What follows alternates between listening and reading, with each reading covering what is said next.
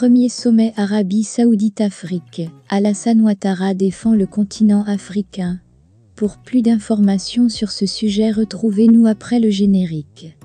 Mais avant de commencer, n'oubliez pas de vous abonner et d'activer la cloche de notification pour ne pas manquer nos prochaines vidéos. Bon visionnage.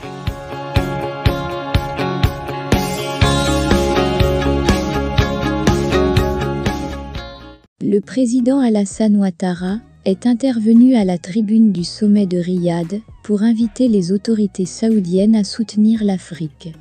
Le président Alassane Ouattara a pris part, hier, à Riyad au tout premier sommet des chefs d'État africains, avec Sa Majesté le roi Salman Ben Abdelaziz Al Saoud.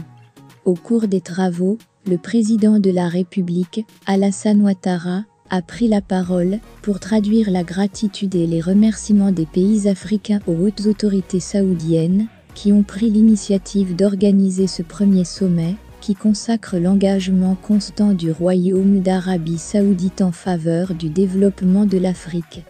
Le chef de l'État s'est, en outre, réjoui de cette rencontre qui se tient dans la capitale de l'Arabie Saoudite. Elle permettra, a-t-il estimé, à coup sûr, de renforcer le partenariat entre l'Arabie Saoudite et les États africains et aussi d'évoquer les défis mondiaux du moment.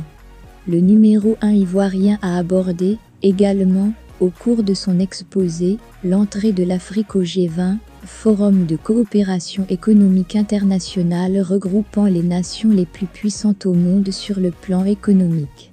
À ce sujet, en sa qualité de champion du suivi de l'agenda 2063 de l'Union africaine, Alassane Ouattara, au nom de ses pairs africains, a remercié l'Arabie Saoudite pour son soutien sans faille qui a abouti à intégrer l'Afrique au G20.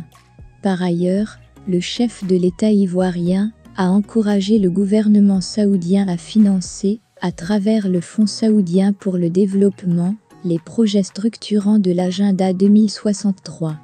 À ce propos, il a souligné que l'Afrique offre d'importantes opportunités d'investissement dans les domaines prioritaires évoqués par le sommet que sont l'agriculture, l'éducation, la santé et l'action humanitaire. Dans le même ordre d'idées, le président Alassane Ouattara a invité le Royaume saoudien à accompagner les pays du continent dans le processus de transition énergétique, à travers, entre autres, le financement des énergies renouvelables. Sur le plan des relations bilatérales, il s'est réjoui de la qualité des relations que la Côte d'Ivoire entretient depuis plusieurs décennies avec l'Arabie Saoudite. Le chef de l'État ivoirien a également exhorté les autorités de ce pays à approfondir les liens de coopération entre les deux pays. 15 000 milliards, par ailleurs, intensifier les relations et accroître les nombreuses opportunités d'investissement entre le Royaume d'Arabie Saoudite et les pays africains, c'est l'un des objectifs majeurs du premier sommet Arabie Saoudite-Afrique qui s'est tenu, hier, à Riyad, au Centre international de conférence du roi Abdulaziz. C'était en présence de son Altesse royale, le prince héritier, Mohamed Ben Salman Ben Abdelaziz Al Saoud, président du Conseil des ministres, et de plusieurs chefs d'État et de gouvernement africains, dont le président de la République de Côte d'Ivoire, Alassane Ouattara.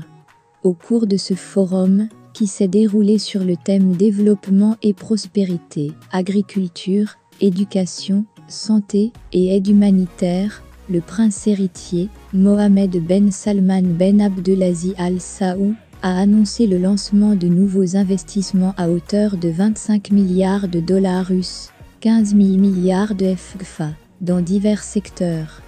Ces investissements seront faits dans les pays africains. Il a également annoncé un autre projet intitulé Initiative de développement du roi Salman. Cette autre initiative cible des projets relatifs à l'eau.